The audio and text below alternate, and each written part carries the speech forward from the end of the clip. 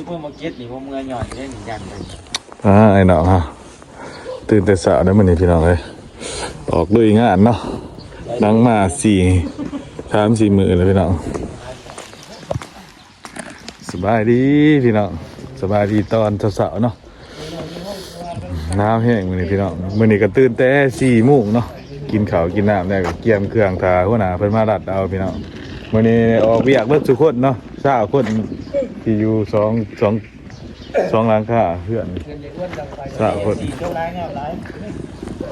เกียมถาหัวหน้ามาเอาพี่น้องนี่แหละมองสถานที่เฮาอยู่เนาะ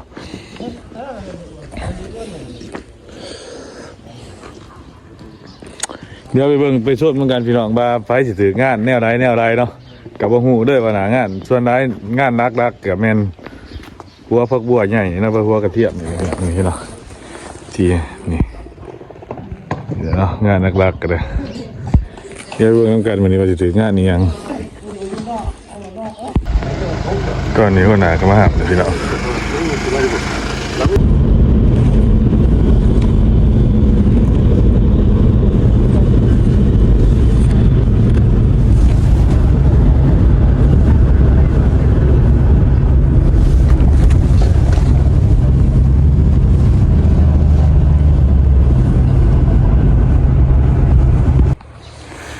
สบายดีพี่น้องนี่ก็คือเบียงานที่เราเฮ็ดเนาะ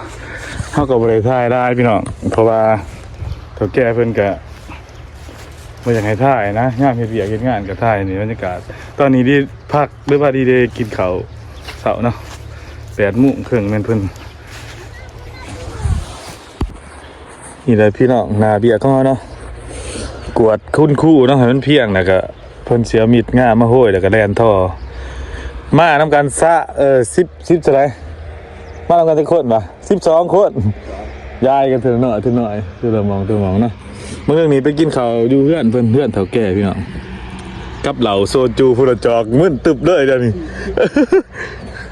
เนี่ยพี่น้องงานเท่ากันเนาะงานก็คือว่าโอเคอยู่พี่น้องแบบเกษตรบ้านเท่าเนี่ยเนาะลักษณะเนี่ยแหละพี่น้องพร้อมเฒ่าแก่เพิ่นบ่ทันได้มาเนาะก็ถ่ายคลิปให้พ่อแม่พี่น้องเบิ่งน้อยนึงเบิ่งนำกันยาวๆพี่น้องนี่แหละมีแต่ผลงานเฮาเฮ็ดเบิดได้2 คนเฮาแต่เช้ามื้อนึง8 ชั่วโมงเนาะเฮ็ดเบียกคันมามีงานแบบรับจ็อบรับหยังเพิ่นก็พาไปเฮ็ดชั่วโมงละ10,000 บาทเฮาก็อยากได้แนวอยู่แล้วพี่น้องเอ้ยไปเดี๋ยวไปเบิ่งนำกันมื้อนี้ว่าเฮาสิได้ OT อยู่บ่มื้อนี้จากปัจจุบันเห็นยังต่อเนาะเพิ่นกำลังอยู่กันอุปกรณ์เพิ่นนี่ท่านสมัยดีพี่น้องเอ้ยเครื่องเกษตรของเพิ่นนี่พี่น้องเบียกของเฮาเนาะตอนนี้ก็พักเบรกหานาทีเพิ่นว่าเพิ่นว่าจังได๋ว่าอีหยังก็เข้าใจเด้อมีแต่โอเคนะมีแต่พวกบ่เคยมานำกัน2 คนเนาะคือจริงพักเบรกหานาทีเพิ่นว่าเพิ่นเอาหน้าไม่กินเห็ดเนี่ยเลยละใช้เบ็ดมือหน้าเหมือนนี้เนาะบรรยากาศบ้านเมืองมันสงบดีเลยพี่น้องเลยตรงให้ตรงหน้าบางที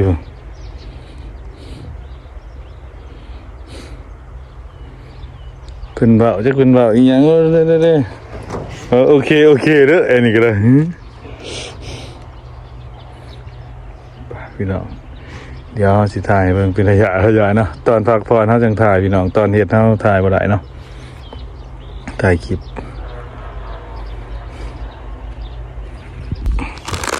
ตอนนี้ก็พักเบรกนะขนมปังไม่กินจะแซ่บเนาะขนมกันเนาะขนมปัง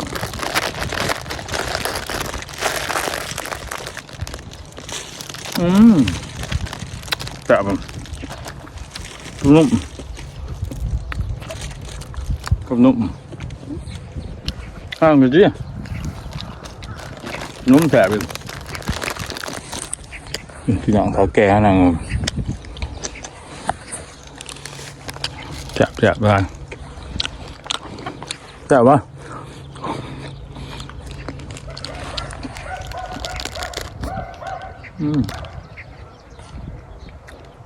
ไม่ได้ครับ8 โมง10 โมงครึ่ง ก็ชุดเป็นเครื่องพักชั่วโมงนึงทำยังขาวเบียกแบบคือว่าย่องคือหนึ่งย่องแน่หนึ่งพี่น้องหรือโปรเซสก็ดีแบบเป็นมุ่งเป็นเวลาเนาะผักเบียดให้นะมื้อนึงนี่เพิ่นก็เอาเบียร์มากินแก้วหนึ่งเหมือนตึบน้อยหนึ่งเนาะเบียร์เป็นแห้งดี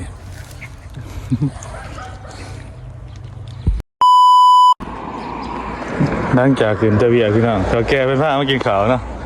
อาหารช่องเชียงอาหารเกาหลีพี่น้อง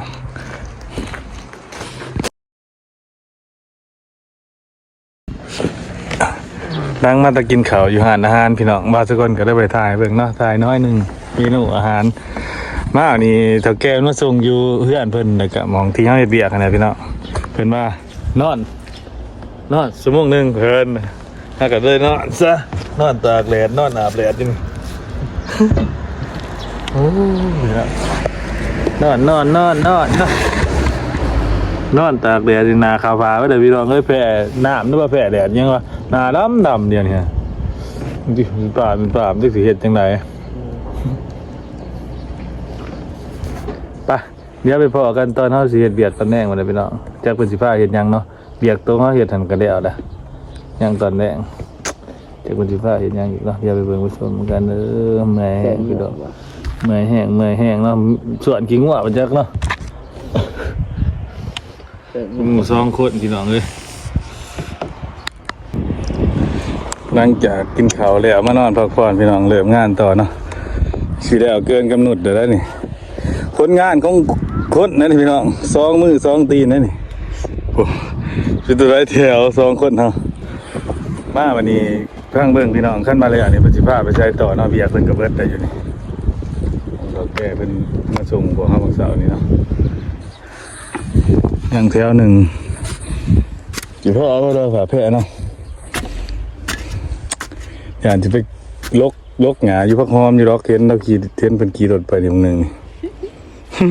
เดี๋ยวไปเบิ่งนำกันมันบ่ทันได้ค่ำเลยพวกก็บ่ายโมง2 โมงปกติเฮาเลิก5 โมงแลงพุ่นเนาะคันเป็นผ้าเฮ็ด OT ค่ายติเนาะนี่พี่น้องหลังจากเฮ็ดเบียกแล้วเนาะเฮ็ดหม่องที่เฮาเฮ็ดเพิ่นมาแบกกระเป๋าเพิ่นสิพาไปใส่อีกแล้วนะบ่ฮู้คือกันเนาะโอเคนี่พี่น้องบรรยากาศอยู่บนทางเส้นลักเพิ่นเนาะพี่น้องในตัวเมืองโกยองนี่แหละเนาะเพิ่นมีบ่ค่อยเห็นใบดุดพี่น้องบ่เห็นใบดุดบ่เห็นผู้แสบผู้สาวเนาะเห็นแต่ผู้เฒ่าเพิ่นเฮ็ดไร่เฮ็ดสวนเพิ่นก็จ้างคนงานที่เฮานี่แหละนี่บรรยากาศเลยนะพี่น้องงามสะอาดหูสะอาดตานี่เนาะบ้านเมืองเพิ่นเนาะ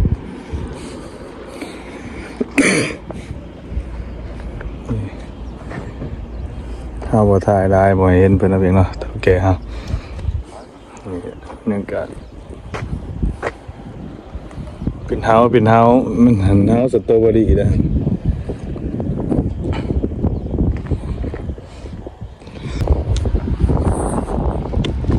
สินทางส่วนท้ายบ้านเมืองเพิ่นพี่น้องมันสิอยู่อ้อมผู้เนาะบ่าวสกลอยู่น่าสิอยู่ผู้หน่อยนะขี่อ้อมไปสิละอ้อมไปเพิ่นสิบ่ฮู้บ่จื้อนะขี่10 ลบ20 ลบก็บ่จื้อหรอกพี่น้อง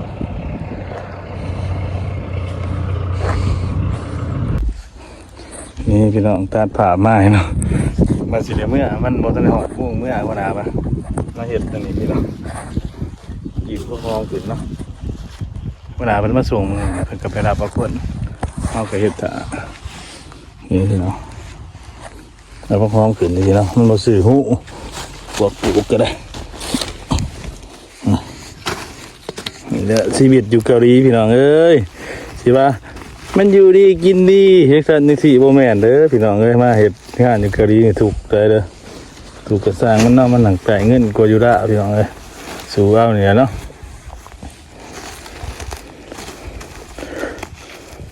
ท่านอยู่บ้านก็บ่ได้เฮ็ดหยังพี่น้องเฮ็ดแต่ให้แต่หน้าก็พอได้แต่ซื้อปุ๋ยซื้อหยังเนาะ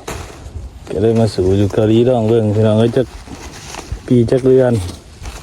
จะเป็นจังไดก็ติดตามไปนำกันแหละเพราะว่าสกลเฮ็ดจังไดเนาะตอนนี้ก็เมื่อยแล้วพี่น้องเจ็บแอวนั่งเบิดมื้อนี่สวนห้องก็ได้สวนห้องน้ เปื่อนเป็นเปื่อนเพื่อท่ากินกันจอยเป็นที่แถวนี่จอยหัวหน้ามากครับผมกับเมื่อยังอีกชั่วโมงหนึ่งหามุ่งเขาเหลือเบียงเนาะ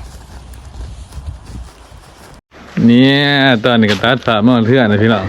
มาจะมาท้าไอ้น้องว่าไฟได้เหตุงานยังเนี่ยเนาะปุ๊บกลับไปหน้าไอ้เบิร์ดเลยไฟกับเมื่อยเนาะยังตัวหัวหน้าเป็น2-3คนได้เสียงสัมผัสทุกคนนะแยกกันนะพี่น้องว่าแม่สิได้ไปน้ำกันนั่นคือว่าสกลถ่ายเบิ่งเลยเนาะเขาสกลกับเจ๊แม่เอาไปก็2 คนโอ้กันถือคนเดียวตายเลยมิแต่ว่าโอเคเนาะโอ้เฮ็ดไรเฮ็ดงานยังแน่ก็นะมื้อนี้ สตรอเบอรี่ โอ้หนาบ่คือพอดี สวนสตรอเบอรี่ บ่คือเนาะเป็นพวกขุดห้องส่วนห้องคือข่อยผู้ บ่ได้เด้เบิ่งหน้าเบิ่งตานี่ บ่เป็นส่วนห้องมื้อข่อยมื้อนี้ ก็สมควรแล้ว แม่นเหรอ พวกเจ้าหน้าตา เฮ็ดงานยังว่าหน่อย ฮะ ว่าหน่อยส่งโจรนั่นนี่ส่งโจรนั่นนี่ ดูใบ ดูไว้ เฮ็ดงานดูใบเว้ยเบิด ว่าถ้าเกิดกับท่านนี้นะพี่น้องเอ้ยมีแต่ติดตามฝากไปติดตามไปรับชมเนาะมีหยังก็จะขามโฆษณาให้บ่าวสักคนเด้อพี่น้องเพราะได้เป็นได้รักของเฮาในการเฮ็ดคลิปนะพี่น้องเอ้ยเพราะได้มีกำลังใจเฮ็ดต่อไปเนาะถ่ายคลิปถ่ายหยังให้พ่อแม่พี่น้องเบิ่งถ้ามีโอกาสเฮาก็สิถ่ายกับอ้ายเอ้ยน้องพุ่นน่ะพ่อแม่เฒ่าแก่ที่เพิ่นพาเฮาไปเฮ็ดเวียกเฮ็ดงานนั่นแหละก็บ่มีโอกาสเนาะขอบใจที่เข้ามาเบิ่งเด้อพอกันอีพี่หน้าบ๊ายบาย